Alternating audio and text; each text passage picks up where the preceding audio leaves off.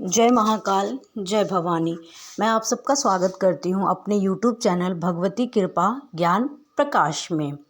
आज का जो विषय है वो नवरात्रि के लिए है कि नवरात्रि पे ऐसा कौन सा विशेष उपाय करें, ऐसी कौन सी पूजा पाठ या ऐसा कौन सा पाठ हम करें जिससे माँ हमसे अति प्रसन्न हो और हमारी मनोकामना को पूर्ण करें। सबसे पहले मैं आपको बता दूं, अगर आप नवरात्रियों में माँ को प्रसन्न करना चाहते हैं तो ये मुख्य काम जो है वो आपको बिल्कुल भी नहीं करने चाहिए। वह क्या है? नवरात्रि के दिन आप किसी भी कन्या का अपमान मत करें, किसी भी औरत का अपमान मत करें। आपके घर पे अगर कोई आया है, रिश्तेदार आया है, तो भगवान का स्वरूप समझ के, माता रानी का स्वरूप समझ के उसकी सेवा करें। अगर आपके दरवाजे पे कोई भिक्षुक आया है तो उसे खाली हाथ बिल्कुल भी ना लौटाए, उसको भिक्षा ज़रूर दें। ना जाने कब किस रूप में माँ आ जाए, इन नवरात्रों किसके घर पे कोई भी नहीं जानता है। तो ये कुछ कार्य हैं जो आपको बिल्कुल भी नहीं करने चाहिए। और उपायों के बारे में मैं आपको बता दूं कि माता रानी को प्रसन्न करने के लिए इस नवरात्रों में हम माँ का पाठ होता है, सप्तशती का पाठ, आपको उस पाठ को अवश्य पढ़ना चाहिए। अगर आपके पास इतना टाइम नहीं है कि आप डेली माँ के सप्तशती के पाठ का अध्ययन कर सके, तो उसमें एक पाठ है सिद्ध कुंजिका स्रोत, आप उसका भी पाठ कर सकते हैं। अगर आप माँ की अखंड ज्योत जला रहे हैं तो बहुत अच्छा है। अगर आप नहीं भी जला रहे हैं तो कोई बात नहीं, आप सुबह शाम की दिया बाती कर सकते हैं माँ के आगे। माँ का दुर्गा चालीसा, काली चालीसा का आप पाठ करें, माँ के मंत्रों का आप जाप करें, माँ को उनके प्रिय भोग लगाएं और हो सके तो मंदिर में पूरे 9 के 9 दिन हाजिरी भरने ज़रूर जाएं। हर रोज़ किसी एक छोटी कन्या को कुछ ना कुछ उपहार ज़रूर दें।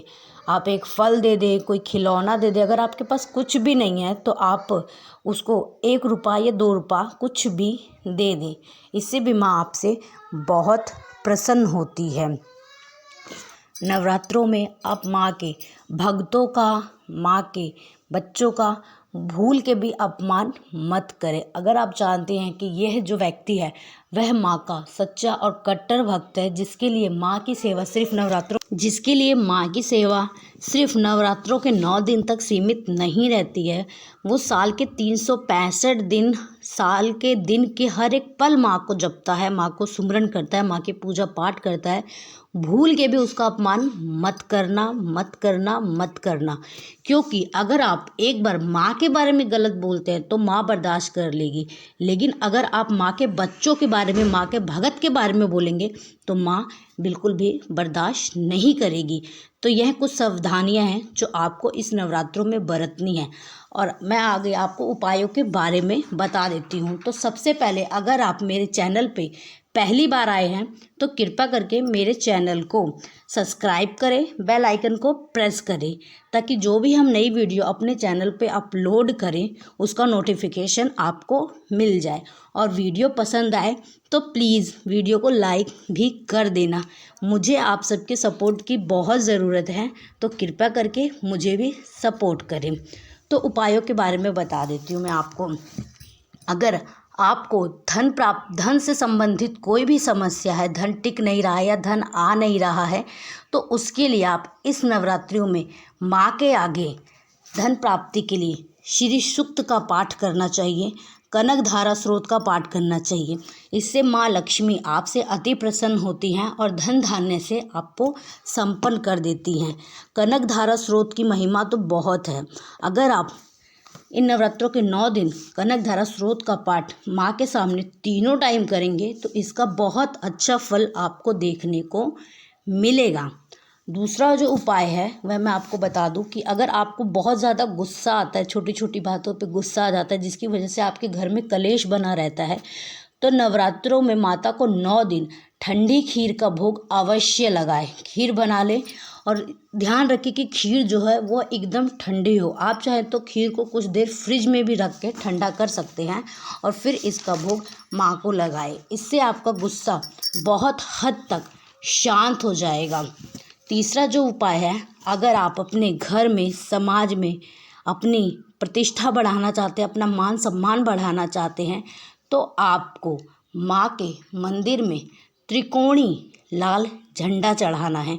आप 2 झंडे ले आएँ, एक माँ दुर्गा के मंदिर में चढ़ाएं और दूसरा झंडा आप अपने घर में जो आपने माँ को स्थापित किया है 9 दिन, उनके आगे वो त्रिकोणी झंडा लाल रंग का चढ़ा दें। 9वें दिन यह झंडा आप अपनी छत पे ले जाके लगा दें। आप देखेंगे इस उपाय के करने के बाद आपकी मान प्रतिष्ठा बहुत ज़्यादा बढ़ जाएगी। जितना ऊंचा आप झंडा लगाएंगे उतनी ही ऊंचाई पे आप की मान प्रतिष्ठा होगी। अगला जो उपाय है वह सुहागन महिलाओं के लिए है। जो महिलाएं चाहती हैं कि उनकी मांग में उनके पति के नाम का सिंदूर ताउम्र रहे जब तक वह जीवित हैं। वैसे यह कौन नहीं चाहता, यह हर सुहागन महिला चाहती है कि जब तक वह जीवित है उनके मांग में उनके पति के नाम का सिंदूर रहे, वो हमेशा सुहागन रहे। तो माँ जो दुर्गा है उनको सिंदूर बहुत अति प्रिय है। इस नवरात्रों में आप माँ दुर्गा के मंदिर जाएं, उन्हें 1.25 पाव या 1.25 किलो लाल सिंदूर उनके चरणों में चढ़ाएं।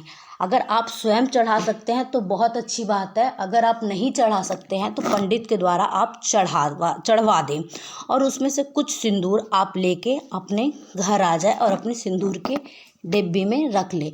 इस सिंदूर को आप डेली अपनी मांग में लगाएं। माता रानी आपको सदा सुहागन होने का वरदान अवश्य देंगी। अगला जो उपाय है वह माँ को प्रसन्न करने के लिए आप माँ को पान के पत्ते पे गुलाब का फूल रख के माँ दुर्गा को चढ़ाएं। इससे आपकी कोई भी मनोकामना है, कोई का मतलब कोई भी मनोकामना है, वह अवश्य पूर्ण होगी। बस याद रखना कि जो पान का पत्ता है वह कटे गले सड़े ना हो। साफ़ सुथरा अच्छा पत्ता लेना, धो के गुलाब का फूल रख के माँ को अर्पण करें। इससे माँ बहुत अति प्रसन्न होती है। इस नवरात्रों में आप माँ दुर्गा को नीम की माला बना के चढ़ा सकते हैं। आप माँ दुर्गा को लौंग की माला बना के चढ़ा सकते हैं। माँ दुर्गा को आप गुलाबों की फूल की भी माला चढ़ा सकते हैं, क्योंकि माँ दुर्गा को गुलाब बहुत पसंद है। और 7वें दिन जो माँ कालरात्रि का दिन होता है, उस दिन आप माँ काली को गुड़हल की फूलों की माला अवश्य चढ़ाएं। माँ काली को गुड़हल यानी कि अड़हुल बहुत पसंद होते हैं, आप इसकी माला माँ को अवश्य पहनाएं। तो यह कुछ उपाय बहुत सरल हैं जिनको आप इस नवरात्रों में करके माँ को अति प्रसन्न कर सकते हैं और अपनी मनोकामनाएं पूर्ण करवा सकते हैं माँ के द्वारा। मैं आशा करती हूँ कि आपको मेरे द्वारा बताए गए हुए ये उपाय बहुत पसंद आए होंगे और आप इन उपायों को अपने जीवन में ज़रूर आजमाएंगे।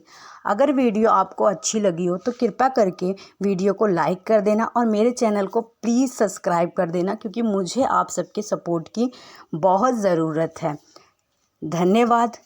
जय महाकाल, जय महाकाली।